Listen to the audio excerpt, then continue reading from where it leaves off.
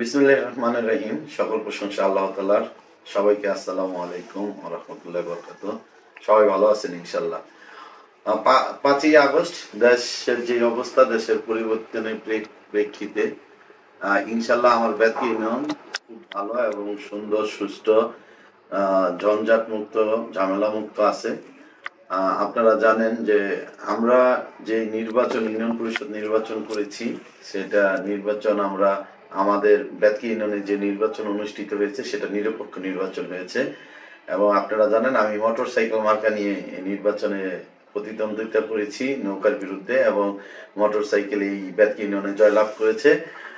ব্যাতকি ইউনিয়নের মানুষ সবাই শান্তিপ্রিয়, এবং 5ই আগস্টের এই ফ্যাসিস্ট সরকারের পতনের পর আমাদের দেশের বিভিন্ন অন্য জায়গার অবস্থা থেকে আমাদের ব্যাতকি ইউনিয়নের অবস্থা অত্যন্ত ভালো, এবং আমার ইউনিয়ন পরিষদে কার্যক্রম চালানোর জন্য কোনো ঝামেলা এবং ঝঞ্ঝাটে পড়তে হয় নাই।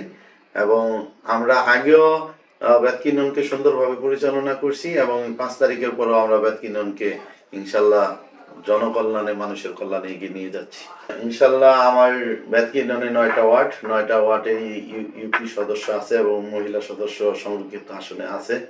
ওনারা সবাই অ্যাক্টিভ আছেন, ওনারা সবাই কার্যক্রম চালাই যাচ্ছেন। সব মেম্বাররা উপস্থিত আছেন।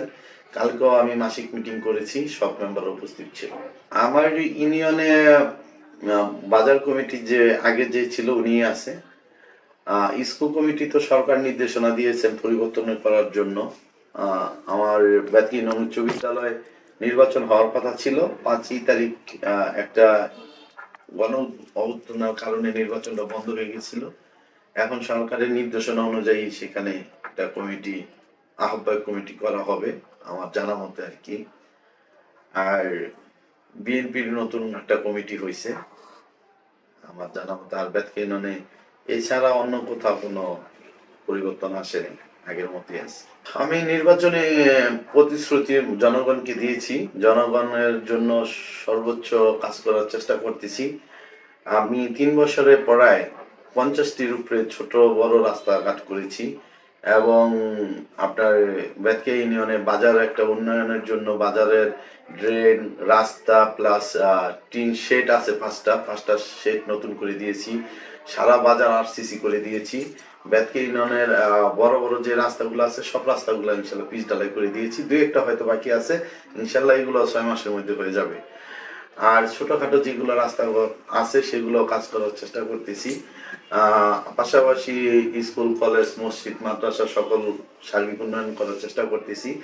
পাশাপাশি আমি ব্যাতকি ইউনিয়নের কেন্দ্রীয় কবরস্থানের সভাপতি, সেই কবরস্থানের ওয়াল, রাস্তাঘাট করেছি।